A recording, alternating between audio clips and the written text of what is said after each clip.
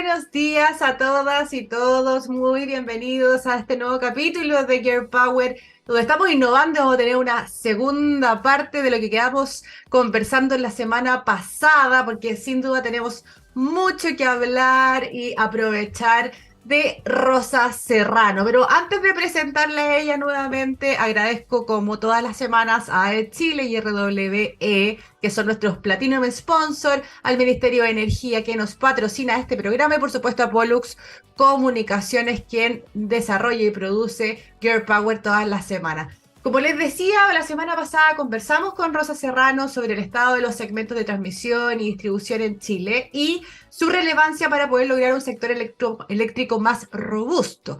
Pero la semana pasada la transmisión se llevó casi todo el tiempo y nos quedamos muy cortas para profundizar en la distribución, que es tremendamente importante también. Y por eso hemos innovado y decidimos tener esta segunda parte con Rosa para terminar tantos temas que nos quedaron pendientes, ¿no? Les recuerdo que Rosa está cursando actualmente un doctorado en el Departamento de Ingeniería Eléctrica y Electrónica de la Universidad de Manchester, donde está desarrollando una investigación para el desarrollo de herramientas para mejorar la resiliencia de los sistemas energéticos contra incendios forestales. Sus pergaminos los presenté la semana pasada, así que les invito a verlos si es que quedaron fuera de la sesión anterior. Pero con esto le doy la bienvenida a Rosa. Muchas gracias por acompañarnos nuevamente en este segundo capítulo de Girl Power juntas. ¿Cómo estás? Hola Fernanda, muy bien, muchas gracias por esta segunda invitación. Y sí, bueno, nos quedamos súper cortas la semana pasada. Espero no haber lateado, porque Nada, a veces me pongo a hablar y hablo, hablo, hablo. nada. Eh, Es súper interesante escuchar a gente que sabe de lo que está hablando, así que no te preocupes de latear. Aquí quienes nos escuchan saben y quieren conocer más sobre estas materias, así que tú dale nomás. Adelante con todo eso que tú manejas. Oye, y Ujú. comencemos al tiro para que no nos quedemos cortas nuevamente, porque no podemos tener una tercera parte. No. Y habíamos quedado la semana pasada para que pudiéramos profundizar un poquito sobre tu visión de este dictamen del panel de expertos que comentó Valgesta en su última editorial, Ujú. donde señala que los consumidores tendríamos que autopagarnos, ¿no? Las compensaciones que están Sí. obligadas las distribuidoras a indemnizar en caso de corte de suministro, entre otras cosas, entiendo. Ahora tú cuéntanos un poquito, con más calma y no con los 2 minutos que nos quedaba la semana pasada, ¿cuál es tu visión y cómo ves esta situación? Bueno, sí. Em, bueno, hago nuevamente el warning de que yo no soy abogada, ¿cierto? Y respecto de la editorial, a propósito de la editorial del proceso, yo me metí a revisar todo el proceso y tengo varias inquietudes. Yo vuelvo a decir que me parece súper preocupante todo lo que ha ocurrido en el proceso del VAT, porque es bien extraño, por decirlo así. Mira, lo primero que me llamó la atención es lo extendido del proceso. Eso, me parece que otra vez dije 3 años, pero me quedé corta porque ahora está sacando todos los plazos. Ujú. Y un proceso que partió en enero 2020, estamos a puertas de junio 2023 y la comisión en este momento debe estar en etapa de revisión del panel de expertos.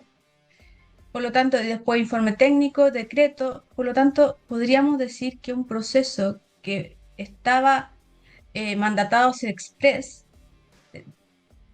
va a terminar durando prácticamente 4 años.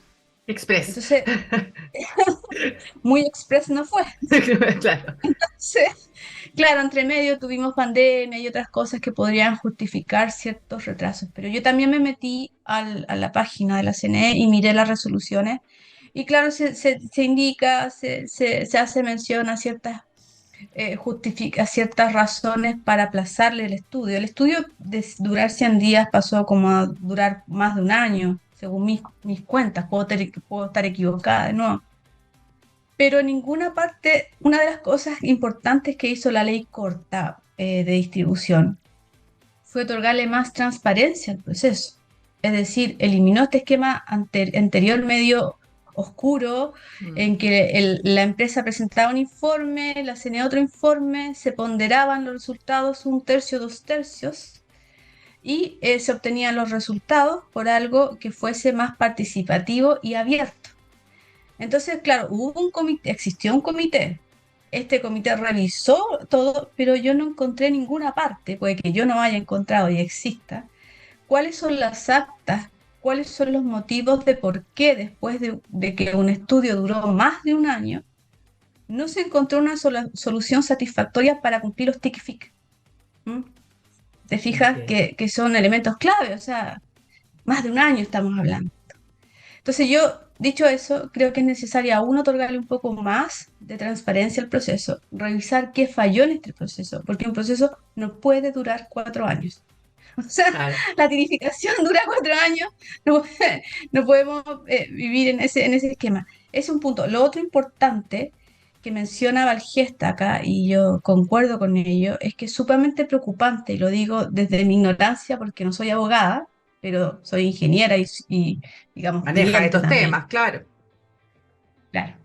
Que diga, estoy leyendo textual, que las compensaciones reguladas en la ley, el panel señaló, en este caso, perdón, dice, las compensaciones reguladas en la ley 18.140 representan, en este caso, una manera alternativa para cumplir con un estándar establecido en la norma técnica respectiva.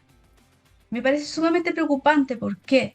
Primero porque la norma técnica tiene un espíritu y el espíritu de esta norma es establecer índices para incrementar la calidad de servicio. No tenemos que olvidarnos que como país tenemos un objetivo, tenemos una meta, tenemos una política pública Mm. que mira a que el año 2050 tengamos 1 hora de interrupción de suministro en promedio nacional.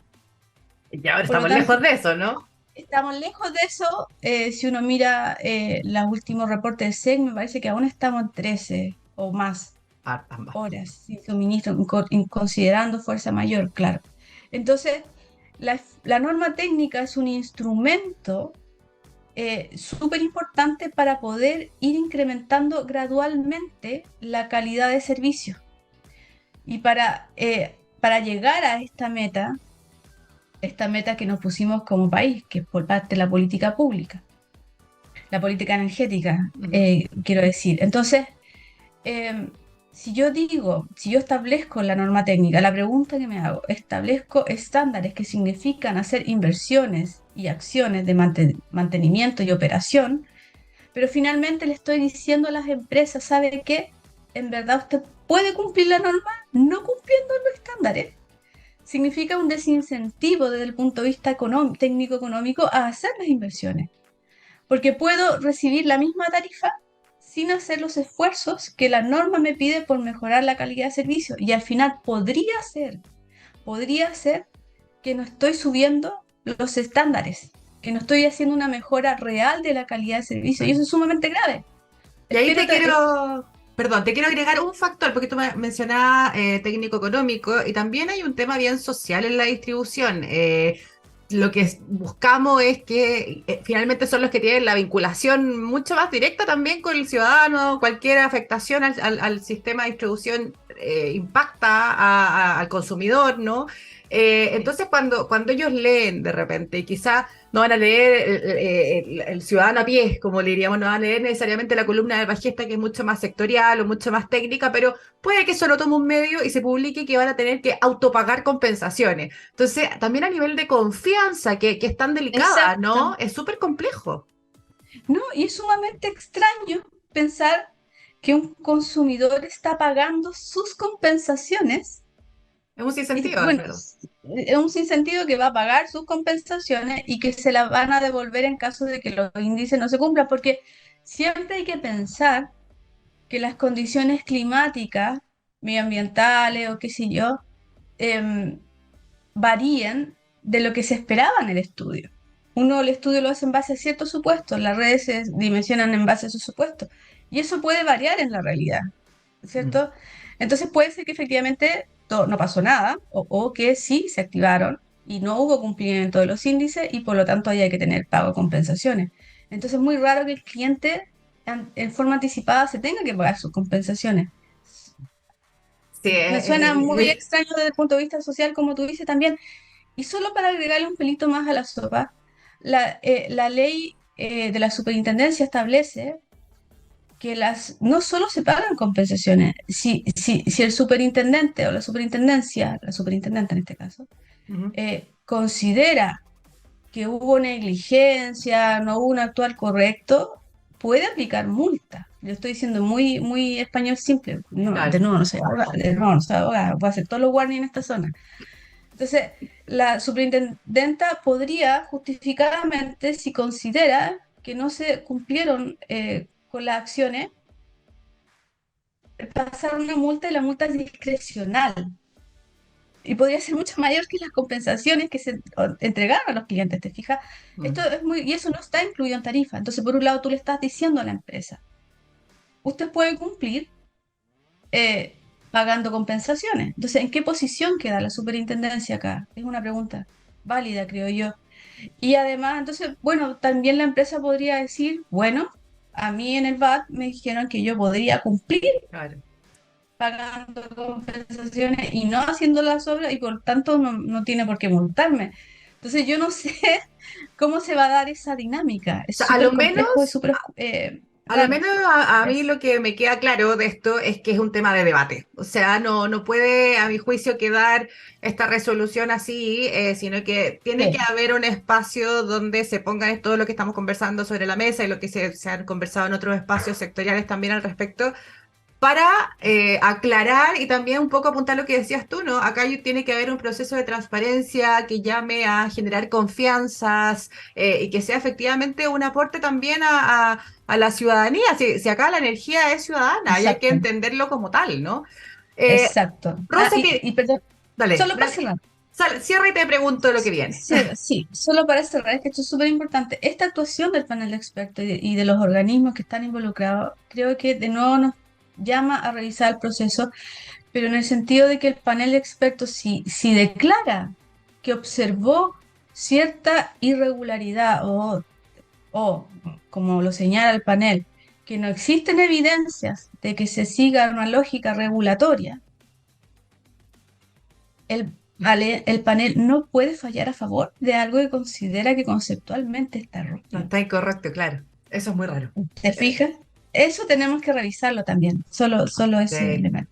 Me parece súper bien la acotación a modo de cierre, pero no quiero cerrar tanto, porque tú mencionabas también lo que es el VAT, ¿no? Este valor Ujú. agregado de distribución.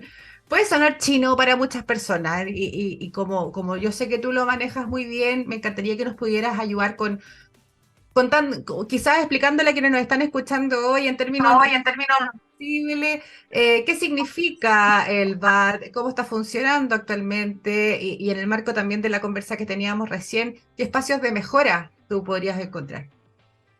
Y así, bueno, el VAT es en definitiva el costo por prestar el servicio de distribución. Y tiene tres componentes que son básicas. Uno que es el costo de realizar las inversiones y los costos de operación y mantenimiento asociados a esto, que van en un componente que se llama CDAT-SDBT, costo de distribución en tarifa. La tarifa tiene varios costos, varios componentes. Hay otro que va relacionado con la atención cliente. Ah, y me faltó la administración en el anterior. Entonces sería costo de operación, mantenimiento y administración. Ok. E inversiones. Eso va en un componente. Y además está todo lo relacionado con atención cliente, facturación, atención comercial, lectura. Tenemos otro costo que es relacionado con las pérdidas técnicas y no técnicas del sistema. ¿Ya? Este último componente lo que quiere decir es que, bueno, todos los sistemas eléctricos tienen pérdidas eh, por pérdidas, ¿Cómo bueno, decirlo es en que son varios simple? fenómenos. Claro. Bueno, los cables de electricidad tienen una cosa que se llama resistencia, ¿cierto? Es un componente, hay muchos más componentes, pero esta resistencia hace que el cable pierda, digamos, vaya teniendo pérdida de electricidad a medida que la resistencia del cable aumenta. Entonces, lo que quiere decir es que a la entrada del sistema de distribución tengo cierto nivel de electricidad y cuando la electricidad atraviesa o cruza el sistema de distribución a la salida, hay menos electricidad porque parte de esta electricidad se perdió en calor, por así decirlo. O se Se ocupó, digo, escapa por como decirlo una de alguna forma, como se en el ocupó, proceso de se ocupó, transporte. sí, por decirlo de alguna Mm. forma como, como más sencilla. Hay pérdidas en el sistema eléctrico porque, claro, de alguna forma también estos componentes tienen una resistencia y esa resistencia lo que hace es eh, genera una pérdida de electricidad Y en el esa proceso. pérdida es lo que se considera en este tercer punto que tú mencionabas del VAT. Esa, sí, esa pérdida es la pérdida técnica que va asociada a un tema físico de los componentes de electricidad. Los cables tienen pérdida, los transformadores tienen pérdida, pero también hay otra pérdida que es la pérdida no técnica, que está asociada, por ejemplo, a básicamente a hurto. Mm. Que está tan eh, famoso el hurtacable, lo he leído tanto. sí. También, por ejemplo, los campamentos representan una zona importante de pérdida no técnica porque es un consumo que no se cobra o no se puede cobrar, o es muy difícil de cobrarlo. No sé, no sé lo que estarán haciendo en este momento la empresa. Hay ciertas zonas rojas eh, que están, sobre todo en la zona de Saesa, me parece, que son denominadas zonas rojas en donde no se puede ingresar a leer. Sí, Entonces, todo eso significa una pérdida no técnica porque no se pudo realizar la lectura y hay que descontarla. ¿Ah? No es una facturación, no puedes facturarla. claro. Entonces, también hay pérdida no técnica porque hubo un error de lectura, un error no sé qué, hay ciertos elementos menores, pero básicamente las pérdidas no técnicas tienen relación con eso. También hay otro componente, por ejemplo, que se llama el incobrable. Son personas que ya después de haber hecho muchos esfuerzos, finalmente No pagan. no pagan. Y es considerada como una incobrabilidad para la empresa distribuidora. Entonces, la distribución, el componente, el valor agregado de distribución tiene estas tres componentes. Una grande que tiene que ver con todos los esfuerzos de inversión, operación y mantenimiento para que la red pueda, digamos, transportar la electricidad con la calidad de servicio, de suministro que la normativa establece. Entonces, y desde la entrada, y la entrada está definida a la salida de las subestaciones primarias, ya este es otro concepto. Las subestaciones primarias son aquellas subestaciones que uno ve muchas veces inmersas en la ciudad y que conectan las grandes torres de transmisión Claro. con los sistemas de distribución. En Chile los sistemas de distribución están definidos como em, sistemas de 23 kV o 12 kV, que sería la alta tensión de distribución, o muchas veces llamada media tensión, y la baja tensión, que son en el enchufe, te fijas, los Ajá. 220. Entonces, ese está compuesto y además está compuesto entre medio, tiene transformadores, equipo de automatización, controladores y así. Eso básicamente es nuestro sistema de distribución. ¿Y por qué es súper importante hacer las mejoras necesarias? Porque nosotros en este momento tenemos un sistema de tarificación que es súper especial, que es súper único, por decirlo de alguna manera, que está basado en un concepto que en su momento fue sumamente brillante, que es la empresa modelo. ¿Ya? La empresa modelo, y como nosotros lo tenemos conceptualizado, que parte desde cero cada 4 años en un proceso tarifario, lo que hace es simular la entrada de un nuevo competidor, ¿ya? Porque la distribución en forma es un monopolio natural. Claro. ¿Y por qué es un monopolio Es natural? importante decirlo también. Es un monopolio natural, pero ¿por qué es un monopolio natural? Porque existe un concepto que es economía de densidad en distribución que es muy fuerte. Economía de densidad significa que si tú, eh, a medida que, por ejemplo, aumenta la carga, es más barato, perdón, aumenta la carga es más barato. Si tú tienes, y por lo tanto no tiene sentido en una misma zona eh, incluir dos postes, dos postes, Dos booster, postes. booster, así como dos Se te pegó lo UK. líneas de distribución. Dos líneas de distribución, ¿por qué? Porque sale más caro. O sea, para abastecer la misma demanda, si tú colocas dos líneas que compitan, tienes que dividir esa demanda en esas dos líneas, entonces te sale más caro. O sea, le sale más Mientras que caro al consumidor final. caro el consumidor porque tiene, o sea, perdón, porque tiene que pagar más infraestructura. Ok. Perdón, lo dije al revés.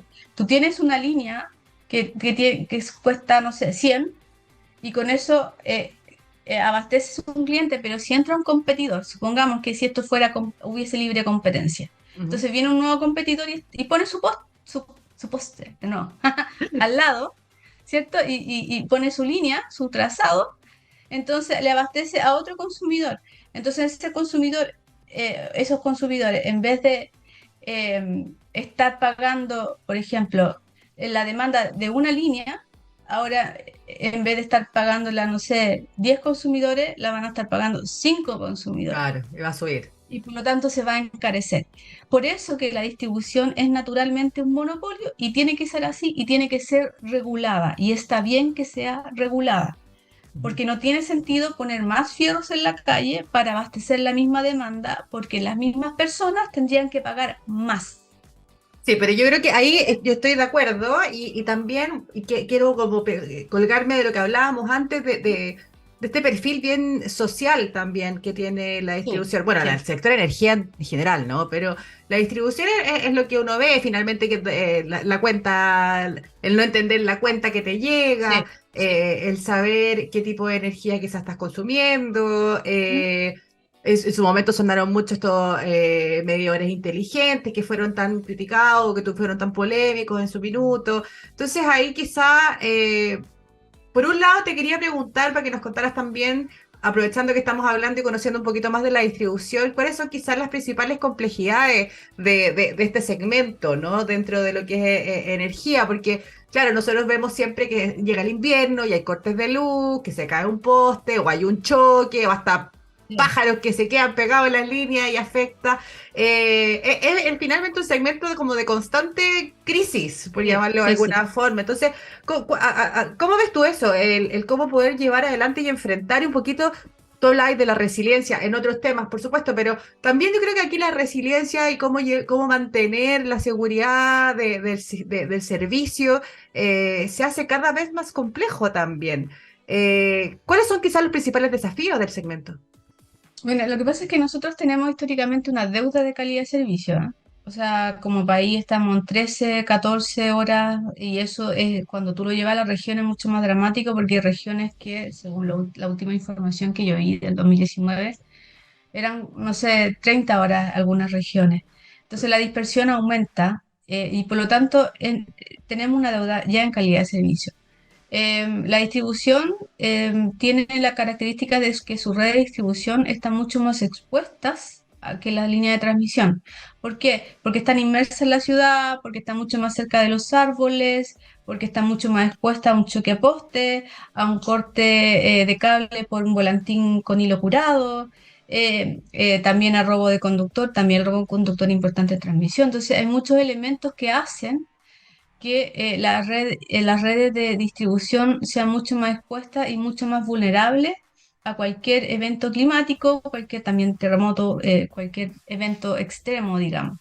Entonces es sumamente urgente incrementar la resiliencia en ese caso y además, como tú mencionabas, la distribución tiene una cosa, a diferencia de la transmisión y la generación, está directamente relacionada con el cliente, con las personas y por lo tanto existe una complejidad en ese sentido y un rol social muy importante. Mm. ¿Por qué? Porque, por ejemplo, en este momento la ley protege, y esto había sido abordado antes por un acuerdo entre la empresa y el ministerio y la superintendencia en su momento, pero ahora está por ley, para proteger el suministro de los clientes electrodependientes. Me acuerdo, sí. ¿Cierto? Los clientes electrodependientes que nosotros denominamos son aquellos cuya vida depende de una maquinita que los conecta a la electricidad y por lo tanto en el caso de ellos es sumamente crítico O sea, es fatal. O sea, que se un corte. corte de luz es fatal para ellos. Exacto, entonces las empresas en este caso mandatada, y como te digo antes, de mutuo propio por la misma gravedad que esto significaba. Les entregaban equipos de respaldo, UPS, en algunos en unos casos unos pequeños motorcitos también. Se hace un esquema en caso de emergencia, la empresa hace un despliegue especial para atender a las personas, digamos, los pacientes electrodependientes. Entonces es como que emergencia, y de lo que yo tengo entendido de los planes, porque alguna vez me tocó verlo, puede haber una distinto, puedo Un estar update, claro.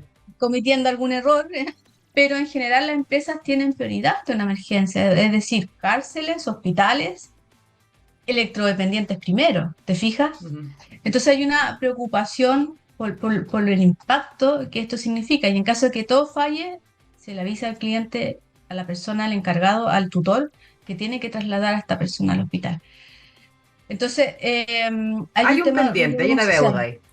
no, sí, no, pero estamos, la empresa y el ministerio y la autoridad se ha preocupado de establecer un mecanismo que permita proteger a estos clientes vulnerables. Sí, no, yo estoy de acuerdo con eso. Así no nos quedan tantos minutitos, entonces quiero aprovechar de vincularlo porque creo que eso fue un tremendo paso, porque como hablábamos, es un resultado fatal, más que solo crítico con el electrodependiente, pero también Es fatal. estamos hablando, se conoce o se escucha mucho lo que es vulnerabilidad energética, que quizás Sí, no es fatal, o sea, no se va a morir, que sí. probablemente si tiene un corte de luz, pero impacta salud, impacta educación, impacta el núcleo familiar, la calidad de vida también de esas personas. Y ahí yo creo que sí hay un pendiente, ¿no?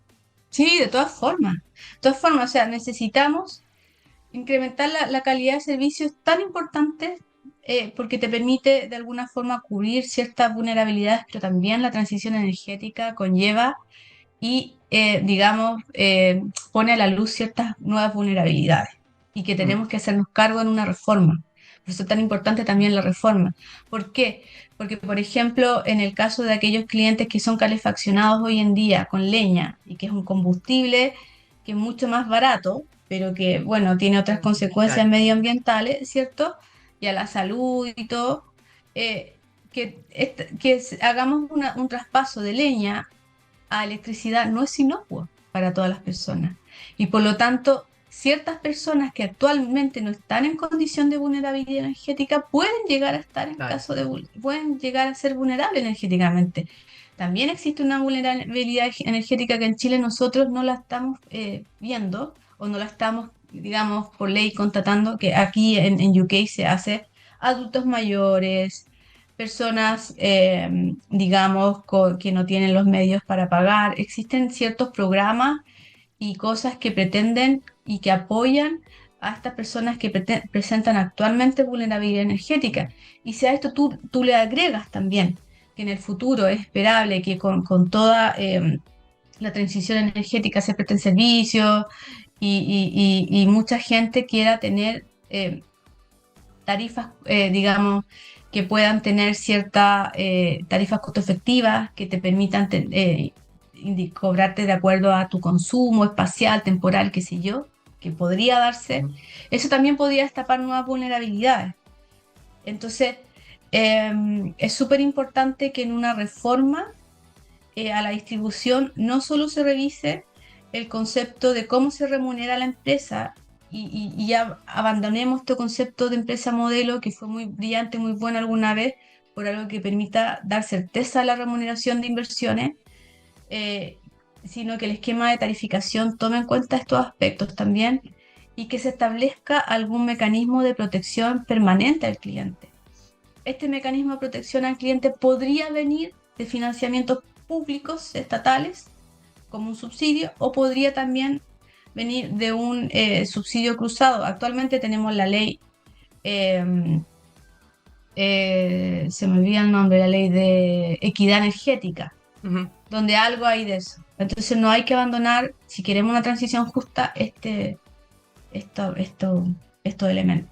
Ujú. Rosa, llegamos a tiempo y me quedo con eso que acabas de señalar, ¿no? La transición energética no es inocua, implica esfuerzos, implica inversiones, implica cambio y tenemos que hacerle frente y ponernos todos ponernos todos activos y en el fondo para encontrar estas soluciones que no son fáciles. O sea, hablar de resiliencia de un sistema de distribución evidentemente es un desafío, pero claro, uno entiende que si hay un terremoto, está muy expuesto a temas medio incontrolables, entonces hay un desafío doblemente importante y esperamos que avance rápidamente. Ay, no sé si puedo decir una cosita más. Se acabó el programa. Medio segundo, Rosa, porque tengo que despedirnos, si Sí, no nos van a cortar. sí. No, es que para incluir resiliencia también es importante incluirlo en la ley, en la concepto y además que nos pongamos de acuerdo con estándares, porque si no hay estándares es imposible poder aplicar cualquier medida y dar los incentivos a los agentes. Sí. Perfecto, gracias Rosa. Agradecemos entonces quienes nos acompañaron esta jornada, como también a AES Chile RWE, quienes son nuestros auspiciadores. Que tengan una muy linda jornada y nos vemos el próximo jueves a las 11:30 de la mañana, como todas las semanas. Somos Girl Power, somos Pollux. Nos vemos. Muchas gracias, gracias Rosa. Un besito. Chao, chao. Chao, gracias.